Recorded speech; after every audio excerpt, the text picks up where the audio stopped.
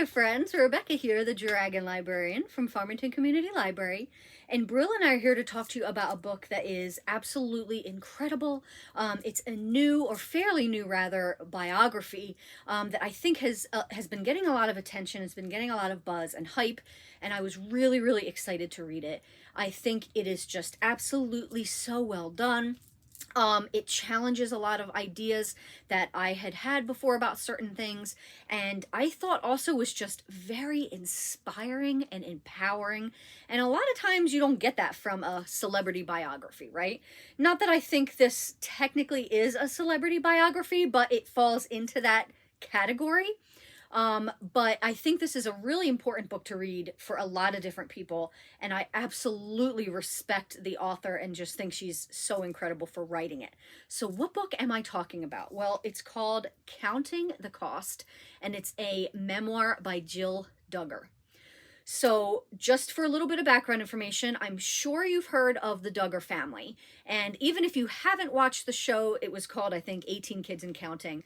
If you haven't watched the show, I am not super familiar with it. I had seen a couple episodes way back in the day, but I was not like well versed with the show or anything.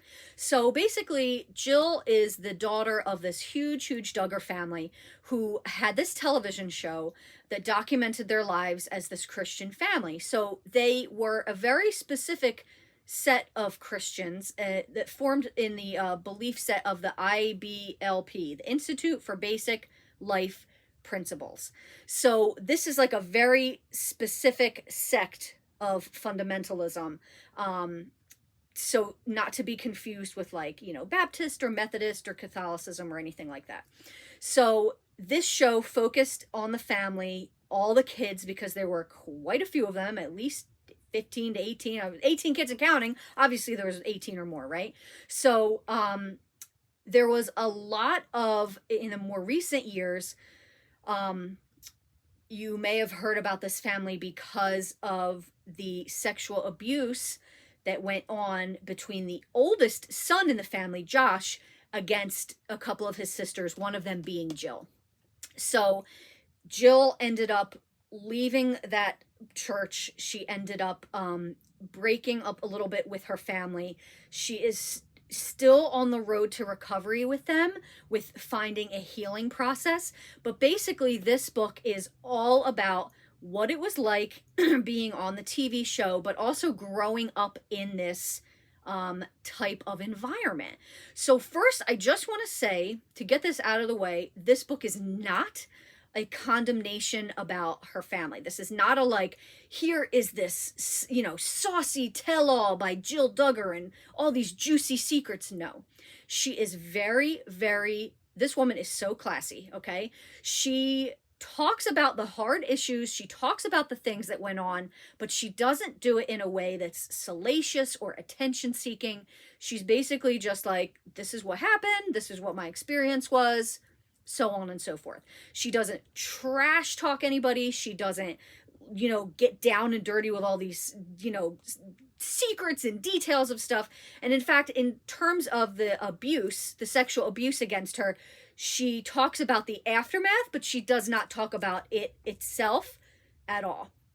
So if you are a person that has suffered that type of abuse before and you're worried about triggering it, trigger warnings, yes, she talks about the aftermath, but she doesn't talk about, what happened itself in a lot of detail.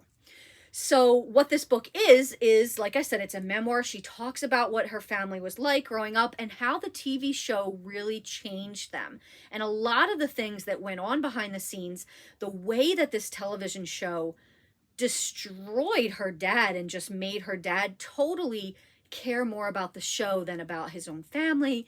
A lot of the financial issues that went on, a lot of details about that, because there was a very big thing that she talks about in this book where her father was stating that they were getting paid for things that they were not. And then there was a lawsuit that went on about that. So, this book it's not very long. She covers a lot of stuff in this book, but it's not a very long book. And like I said, she does not linger on things. And I feel like when you read this book, if you read any celebrity memoir this year, or next year, because we're getting towards the end of the year, right? I feel like it should be this one, because like I said, so many memoirs are just like, you know, you read, I'm comparing it to the Prince Harry memoir that I read earlier this year, mostly just because I feel like I loved that book and I thought it was phenomenal, but I also feel like a lot of it was you know, let me tell this secret about this, or, you know, or this or that. And it's not, this one is just a lot more down to earth. And you can tell that this book is really like her working through her therapy and working through her emotions and figuring out where she wants to go from here.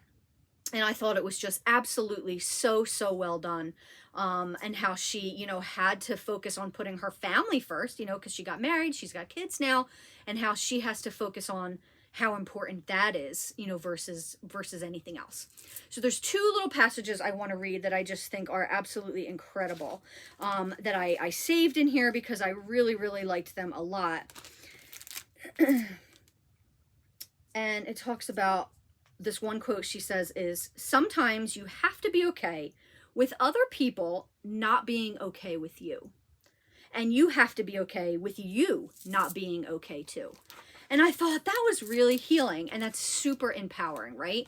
Like, sometimes you're not going to be okay as much as you want to be. There are lots of traumas and there's lots of things we go through in life that take a toll on us. And sometimes that makes us not okay. And that's okay to not be okay, right? Sometimes you just have to take the time to heal and, you know, make yourself better before you can move on. And the next quote I want to read is, I think, the best quote of the whole book. Getting out of the church, getting out of the show, right? Because those are the two main things that she talks about, is getting out of the church, the Institute for Basic Life Principles, getting out of that, and also getting out of the show.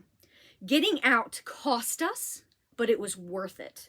It was worth it to find freedom from the guilt and the fear. It was worth it to learn how to think for myself about what I really believed, about everything from God and the Bible to how many kids we should have and how they should be educated. It was worth it to discover that standing up for myself or others wasn't a sin or an act of disobedience. It's a mark of freedom, of self-respect, of dignity. In learning to treat myself more kindly, I am discovering that it's possible to do the same for others as well. Wow, that's really powerful, right? And the whole tone of the book is like that, even when she's talking about really difficult things. And she does talk about difficult things. I'm not gonna sugarcoat it. There's a lot of awful things that she went through, that she has to work through. And she's still not reconciled completely with her family. Like, there's, as of the time of this book being written, there is a very tentative relationship growing again, but it's still, they're very separated from the rest of the family, from her parents and the rest of the family. And you'll see why when you read the book.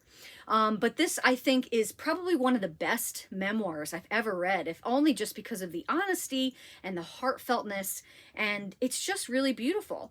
So who should read this book? I mean, I think everybody should. Whether or not you have a lot of familiar or prior knowledge about the Duggar show or about Jill Duggar, I think you would enjoy it. Like I said, I was familiar with the show a little bit. I had seen a couple episodes way back in the day, but I didn't really know a whole lot about it. So you don't have to know a lot about her or about it going into it.